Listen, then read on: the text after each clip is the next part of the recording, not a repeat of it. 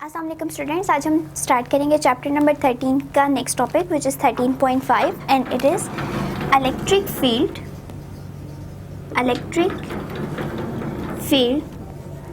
And electric field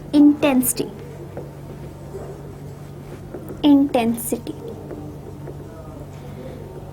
so हम क्या find out करना चाह रहे हैं कि ये जो इलेक्ट्रिक फील्ड है ये क्या बताती है एंड इलेक्ट्रिक फील्ड इंटेंसिटी क्या होती है। ठीक है, सो हम जो जितना भी इस चैप्टर में डिस्कस कर रहे हैं वो तमाम चीज़ें चार्जेस के अकॉर्डिंग है। ठीक है, कि चार्जेस जो हैं वो रेस्ट पे हैं तो उनमें किस किस तरह की कंडीशंस हो सकती हैं।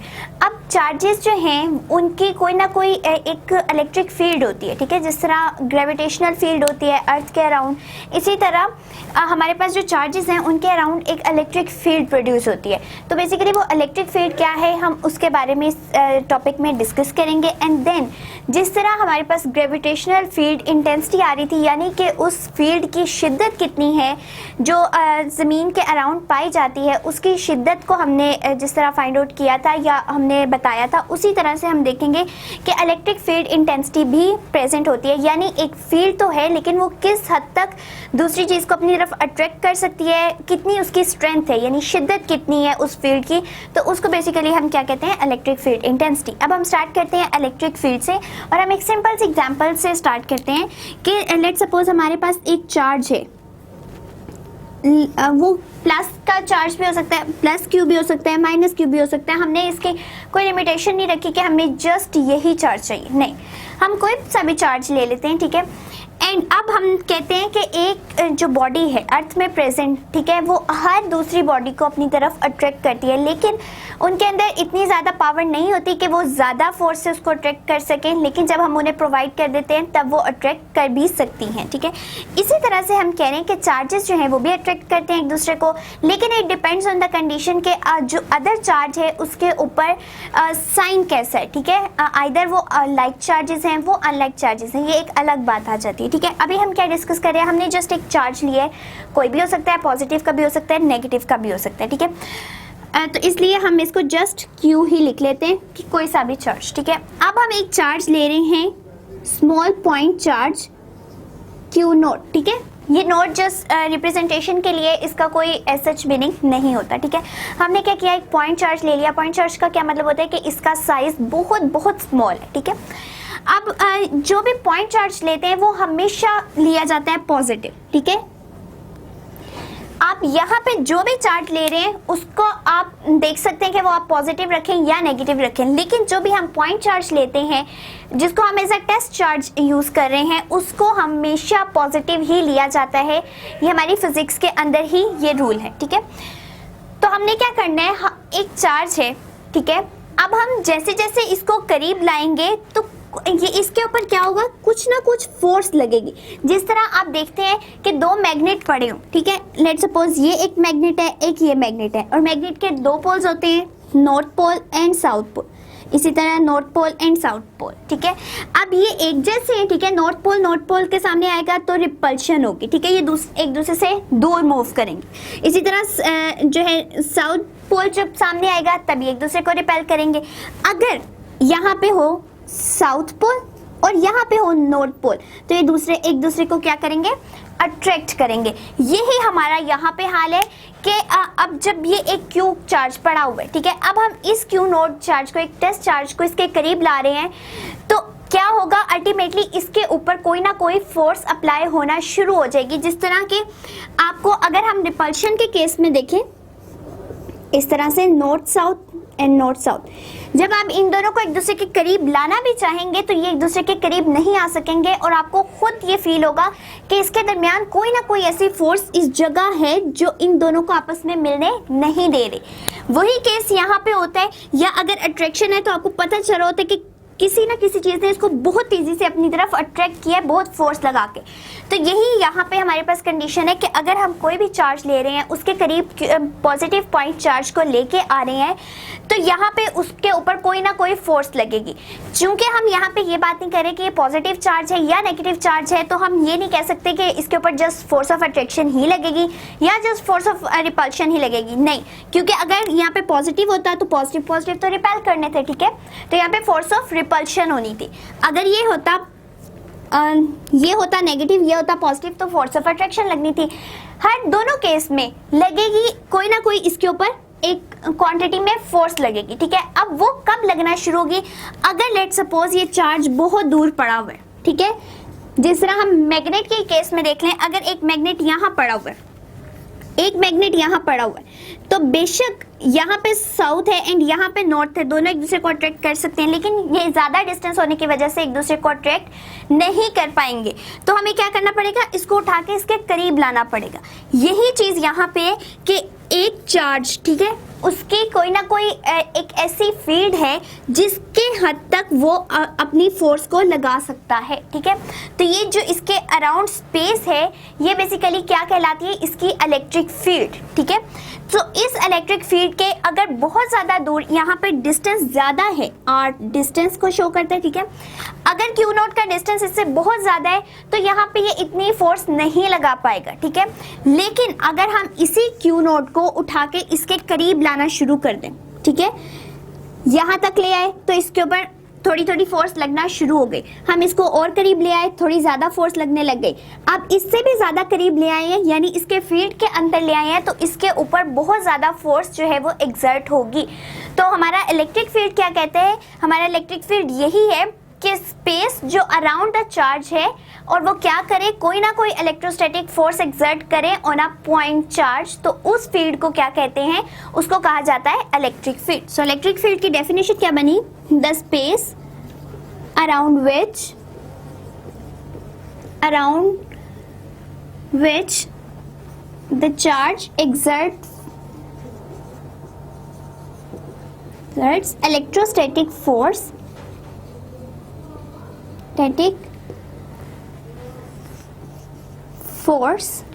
on a point charge on an other charge, ठीक है।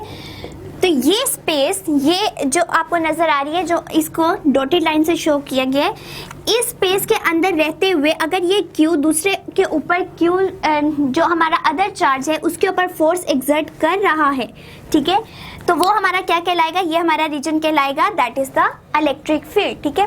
तो इलेक्ट्रिक फील्ड किसी भी जो चार्ज को ले ले, चाहे वो पॉजिटिव हो चाहे वो नेगेटिव हो, उसकी कोई ना कोई एक खास रीजन तक वो दूसरे के ऊपर फोर्स लगा सकता है।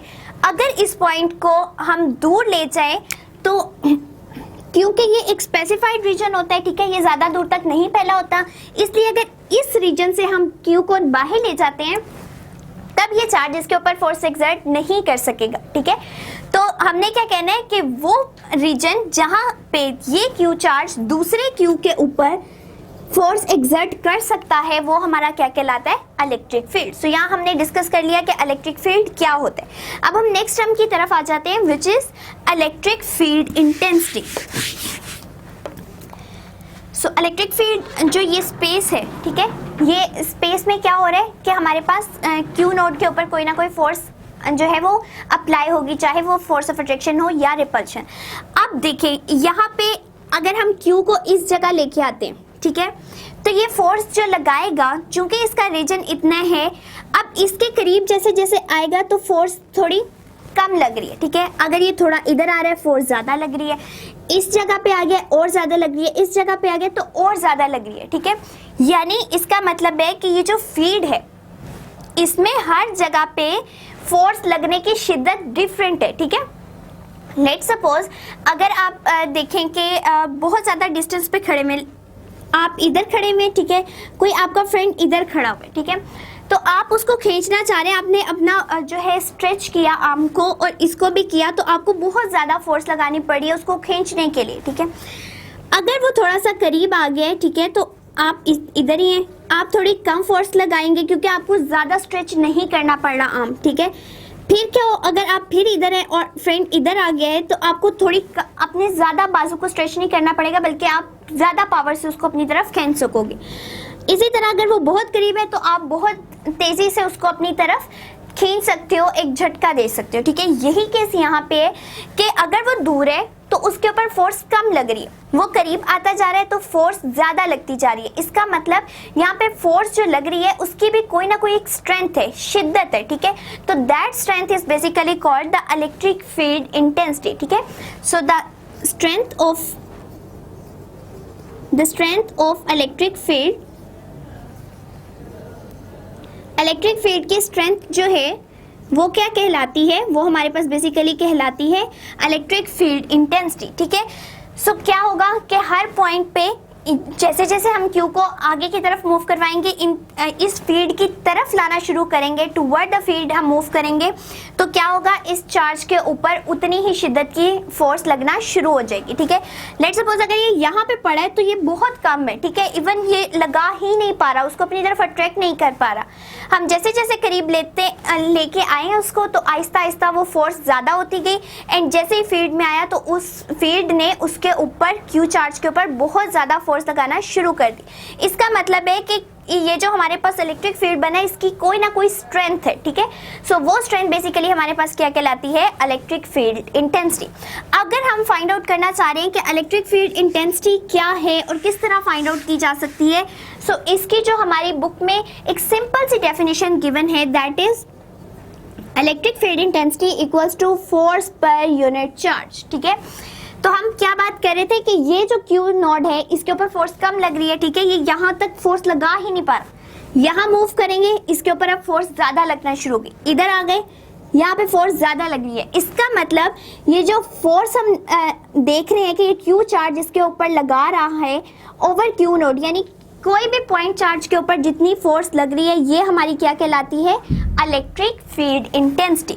सो इलेक्ट्रिक फील्ड इंटेंसिटी हमें बहुत इजीली पता चल जाएगा कि किसी भी पॉइंट चार्ज पे लगने वाली वो फोर्स जिसकी वजह से वो उसको अट्रैक्ट करे या रिपेल करे, ठीक है, तो वो हमारी क्या कहलाती है, इलेक्ट्रिक फील्ड इंटेंसिटी। अब यहाँ से हमें पता चल रहा है कि ये तो हमारे पास बन गया फॉर्मूला, ठीक है। अब हम इसके यूनिट फाइंड आउट करना चाह रहे हैं, तो यूनिट क्या बनेंगे, यूनिट्स हमारे पास आ जाएंगे। फोर्स के यूनिट क्या होते हैं, न्यूटन।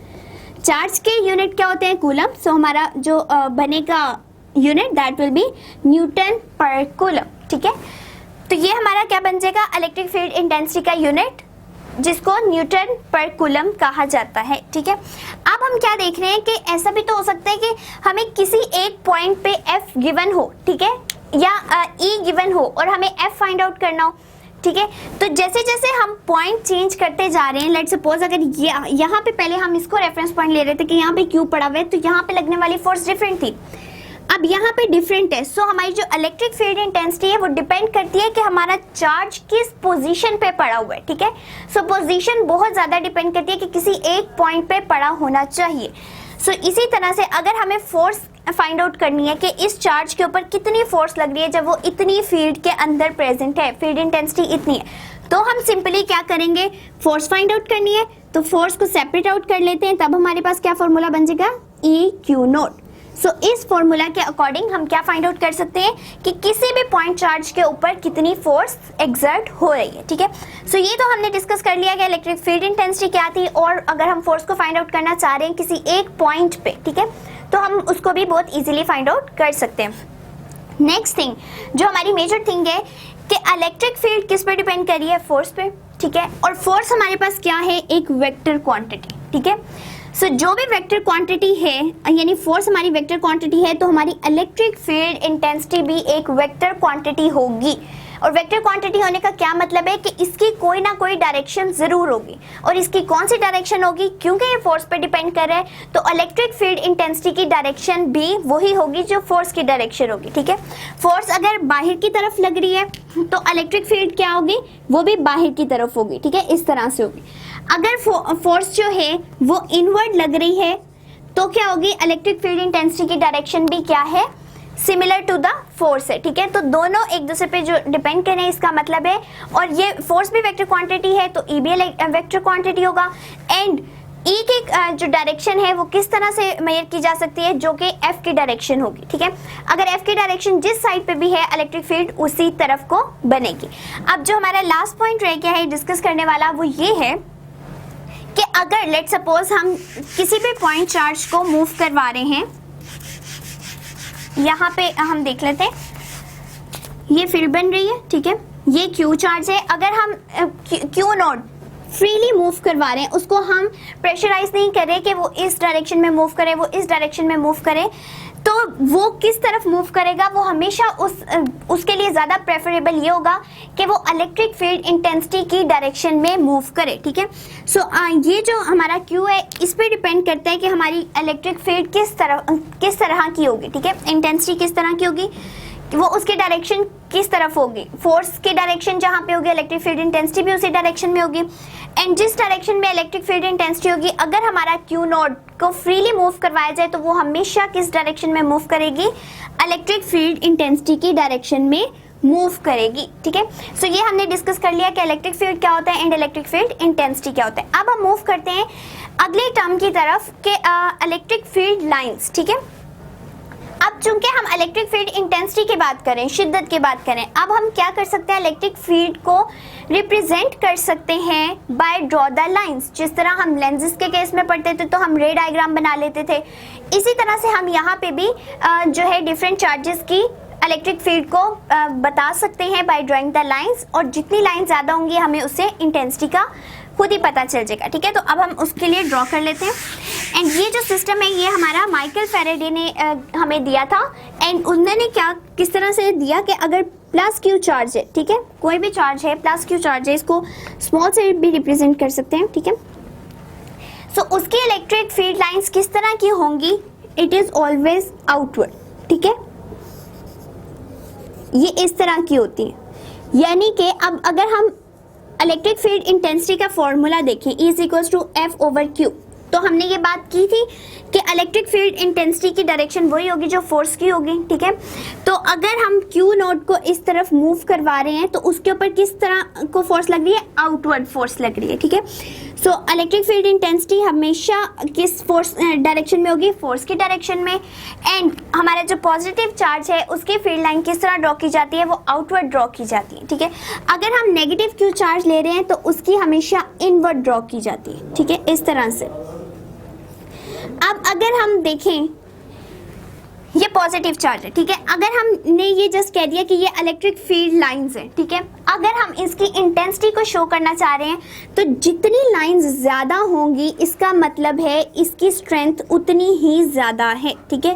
तो इलेक्ट्रिक फील्ड लाइन से हमें दोनों चीज़ों का पता चल जाता है, एक तो डायरेक्शन कि किस डायरेक्शन में है, ठीक है, सेकेंडली कि इलेक्ट्रिक फील्ड इंटेंसिटी कितनी है। अगर लाइंस बहुत ज़्यादा हैं तो हमारी इंटेंसिटी उतनी ही ज़्यादा है, स्ट्रेंथ उतनी ही ज़्यादा है। यहाँ पे देखें, अगर हम -Q का केस ले रहे हैं, हमें पता चल रहा है कि इलेक्ट्रिक फील्ड की जो लाइन है वो किस तरफ को है, इनवर्ड है। अगर यहाँ पे लाइंस कम लगी हुई है इसका मतलब है इसकी इलेक्ट्रिक फील्ड इंटेंसिटी कम है। सो हमें इससे बहुत इजीली आइडिया हो जाता है कि किसकी स्ट्रेंथ ज़्यादा है किसकी कम है। अब देखें, अगर हम दो पॉजिटिव चार्जेस को ही एक दूसरे के करीब लाते हैं तब हमारी ये लाइंस किस तरह से इफेक्ट करेंगी, ठीक है। लेट सपोज ये पॉजिटिव क्यू चार्ज है, अब क्यू और क्यू एक दूसरे को रिपेल करेंगे, ठीक है। लेट सपोज ये हम एक पहले फील्ड बना लेते हैं, ठीक है। हमने क्या करना है, हम इसको करीब लेके आ रहे हैं, ठीक है। अभी ये थोड़े दूर थे तो इतना बल्कि मैंने ज़्यादा दूर नहीं बनाया, इसको थोड़ा दूर बनाएंगे, ठीक है, ताकि इसकी फील्ड अलग शो हो सके, इसकी अलग। अब दोनों को करीब लेके आना शुरू कर दें, ठीक है। इतना करीब लाना है कि ये इस तरह हो जाए, ठीक है, प्लस क्यू चार्ज, ये लेट सपोज हमारी लाइंस जा रही हैं। अब देखें, क्योंकि हमारा जो सेम चार्जेस हैं यानी लाइक चार्जेस वो एक दूसरे को रिपेल करते हैं तो इनकी फील्ड लाइंस किस तरह से हो जाएंगी, ये बेंड कर जाएंगी, इस तरफ को बेंड कर जाएंगी। इसका क्या मतलब है कि ये एक दूसरे को रिपेल कर रहे हैं, ठीक है, ये एक दूसरे के करीब नहीं जा रहे, इन्होंने ये रीजन खाली छोड़ दिया। तो यहाँ से हमें क्या पता चल गया, बहुत ईजिली आइडिया हो रहा है कि देखे बिना भी पता चल रहा है कि ये क्या करें, एक दूसरे को रिपेल करें। तो फील्ड लाइंस हमें इसलिए बहुत हेल्पफुल होती हैं। इसी तरह अगर हम -Q चार्ज को ले लें, ठीक है, -Q जिसकी इनवर्ड मूव करती हैं, ठीक है, लाइंस इनवर्ड होंगी इस तरह से। एंड सेम केस यहाँ पे होगा कि ये भी एक दूसरे से बहुत दूर मूव कर जाएंगी इस तरह से, ये भी बेंड हो जाएंगी इस तरह, ठीक है। सॉरी, ये तो इनवर्ड होगा यूं, ठीक है, एंड इस तरह से। सो इससे भी हमें पता चल रहा है कि यहाँ पे फील्ड लाइंस जब तक अटैच नहीं होंगी ये एक दूसरे को अट्रैक्ट नहीं कर पाएंगे, ठीक है। तो अगर अटैच नहीं हो रही, बेंड होती जा रही है, इसका मतलब है यहाँ पे भी क्या हो रही है, रिपल्शन का केस हो रहा है। अब अगर हम ऑपोजिट चार्जेस ले लेते हैं, ठीक है, एक पॉजिटिव एक नेगेटिव, इट मीन्स अट्रैक्शन होगी, ठीक है। ऑपोजिट चार्जेस हैं, अट्रैक्ट करेंगे, पॉजिटिव एंड नेगेटिव। एंड अब इनके फील्ड लाइन किस तरह होगी, पॉजिटिव की आउटवर्ड होती है, ठीक है, ये आउटवर्ड। अब चूंकि हमारी जो इसकी है वो इनवर्ड है, अब जब अट्रैक्शन होगी तो इनकी फील्ड लाइन किस तरह बनेगी कि ये पॉजिटिव से पॉजिटिव जो है वो नेगेटिव में जाना शुरू कर देगा और इस तरह से, ठीक है। अब इसका क्या मतलब है कि पॉजिटिव की आउटवर्ड डायरेक्शन है एंड इनवर्ड डायरेक्शन में क्यू के अंदर एंटर हो रही है नेगेटिव के अंदर। सो ये क्या बन जाएगी हमारी इस तरह से। इस केस से हमें पता चलता है कि ये दोनों ने अट्रैक्शन शो की है, तो दोनों की फील्ड जो है वो मिल गई कि क्यू की बाहर की तरफ निकल रही है एंड इस माइनस क्यू के लिए ये इनवर्ट जा रही है। सो यहाँ पे हमें क्या पता चल रहा है, बहुत इजीली एंड क्लियर हो रहा है कि यहाँ पे हमारे पास अट्रैक्शन हो रही है जबकि इन केसेस में हमारे पास रिपल्शन हो रही थी। सो फील्ड लाइंस जो है वो हमें बहुत इजीली देखते साथ ही पता चल जाता है कि ये किस तरह से हमारे पास चार्जेस जो है अट्रैक्ट कर रहे हैं या रिपेल कर रहे हैं। सो ये था हमारा टॉपिक 13.5।